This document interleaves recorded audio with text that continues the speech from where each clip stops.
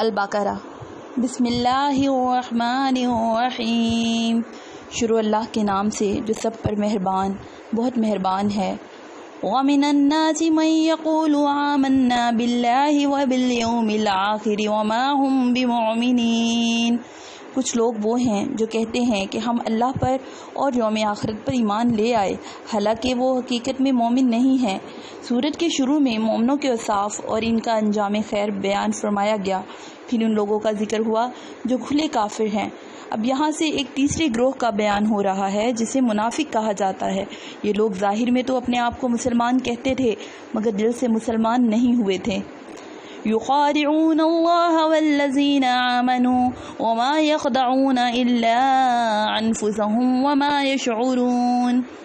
وہ اللہ کو اور ان لوگوں کو جو واقعی ایمان لا چکے ہیں دھوکہ دیتے ہیں، اور حقیقت تو یہ ہے کہ وہ اپنے سوا کسی اور کو دھوکہ نہیں دے رہے، لیکن انہیں اس بات کا احساس نہیں ہے۔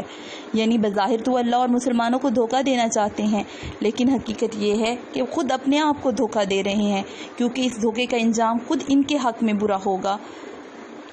وہ سمجھ رہے ہیں کہ اپنے آپ کو مسلمان ظاہر کر کے وہ کفر کی دنیاوی انجام سے بچ جائیں گے، اور حالانکہ آخرت میں ان کو جو عذاب ہوگا وہ دنیا کے عذاب سے زیادہ سنگین ہے۔ فی قلوبہم مرض فزادہم اللہ مرضا ولہم عذاب علیم بما کانوا یکذبون۔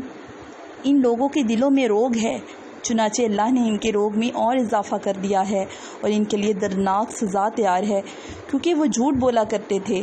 یہ وہی بات ہے جو پیچھے آیت نمبر 7 میں کہی گئی تھی، یعنی شروع میں انہوں نے اپنے اختیار سے اس گمراہی کو اپنایا اور اس پر اڑ گئے۔ یہ ان کے دل کی بیماری تھی، پھر ان کی ضد کے نتیجے میں اللہ تعالیٰ نے ان کی بیماری کو اور بڑھا دیا کہ اب انہیں واقعی ایمان لانے کی توفیق نہیں ہوگی۔ وَإِذَا قِيلَ لَهُمْ لَا تُفْسِدُوا فِي الْأَرْضِ قَالُوا إِنَّمَا نَحْنُ مُصْلِحُونَ۔ اور جب ان سے کہا جاتا ہے کہ تم زمین میں فساد نہ مچاؤ تو وہ کہتے ہیں ہم تو اصلاح کرنے والے ہیں۔ أَلَا إِنَّهُمْ هُمُ الْمُفْسِدُونَ وَلَكِنْ لَا يَشْعُرُونَ۔